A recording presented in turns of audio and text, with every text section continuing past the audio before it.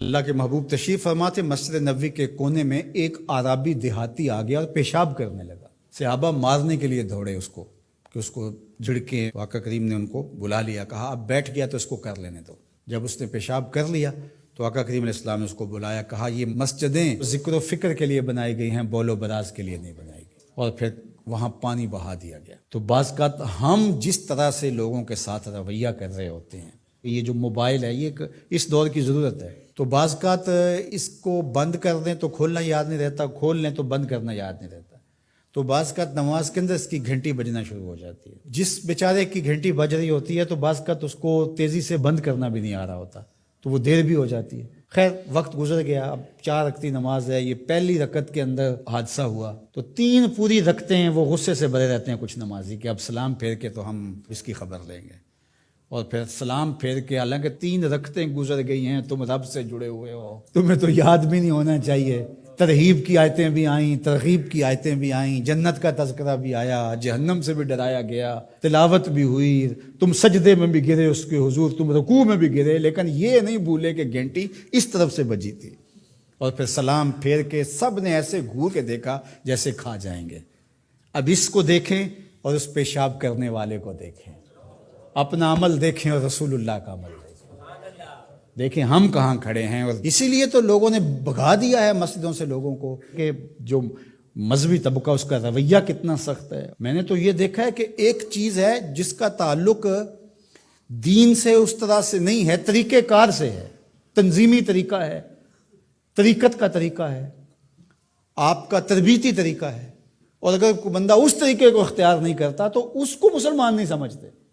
میں ایک تنظیم کھڑی کر لی ہے اور میں اس کا ایک طریقہ وضع کرتا ہوں، اور اس کے مطابق جو نہیں چلتا تو میں سمجھتا ہوں کہ یہ تو مسلمان ہی نہیں ہے۔ تو کیا ہم نے یہ رویہ اختیار کر لی اور کیا انداز اختیار کر لیا؟ میں تو سمجھتا ہوں کہ اس وقت سب سے بڑا مسئلہ یہ ہے کہ منبر و محراب کے لوگوں کا بھی فہم دین ناقص ہے۔ فہم دین ناقص ہے تو پھر کس طرح دین فروغ پائے گا؟ تو یہ ضرورت ہے کہ دین کو سمجھنا تو شیطان کے طریقے ہیں، وہ علماء کو الگ ٹریٹ کرتا ہے، جاہلوں کو الگ ٹریٹ کرتا ہے، متکبر کو الگ ٹریٹ کرتا ہے، منکسر المزاج شخص کو الگ ٹریٹ کرتا ہے، اور ہر ایک کے لیے اس نے الگ الگ چیزیں رکھی ہوئی ہیں، ہر ایک کے لیے الگ پیکج ہے اس کے پاس۔ سخی کے لیے الگ ہے، سخت شخص کے لیے الگ ہے، متکبر کے لیے الگ ہے، مولوی صاحب کے لیے الگ ہے، پیر صاحب کے لیے الگ ہے، کارکن کے لیے الگ ہے، لیڈر کے لیے الگ ہے، حاکموں کے لیے الگ ہے، نمازیوں کے لیے الگ ہے، ہر ایک کے لیے الگ اس کے پاس پیکج ہے، اور اس کے ذریعے سے وہ سب کو لوٹ رہا ہے۔ یہ شیطان کے مکر ہیں، فریب ہیں۔ یا ایھا الناس کلوا مما فی الارض حلالا طیبا ولا تتبعوا خطوات الشیطان، اور شیطان کے قدموں کی پیروی نہ کرو۔ یہاں یہ خطوہ کی جمع ہے، قدم کی پیروی نہیں، قدموں کی پیروی نہ کرو۔ معلوم ہوا کہ شیطان کے پاس ایک چال نہیں ہے، اس کے پاس بڑی چالیں ہیں، وہ بڑے بڑے طریقے سے لوٹتا ہے، بڑے بڑے مکر سے لوٹتا ہے۔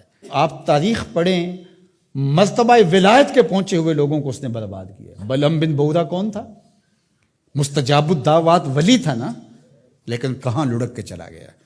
اس لیے ہمیشہ اپنا محاسبہ کرتے رہنا چاہیے۔ شیطان ادھر سے بھی حملہ آور ہو سکتا ہے، ادھر سے بھی ہو سکتا ہے، آگے سے بھی ہو سکتا ہے، اور اس نے اللہ کے حضور قسم کھائی تھی وَبِعِزَّتِكَ لَأُغْوِيَنَّهُمْ أَجْمَعِينَ، تیرے سامنے یہ بات قسم کر کے کہہ رہا ہوں کہ میں تیرے بندوں کو تیرے تک نہیں آنے دوں گا۔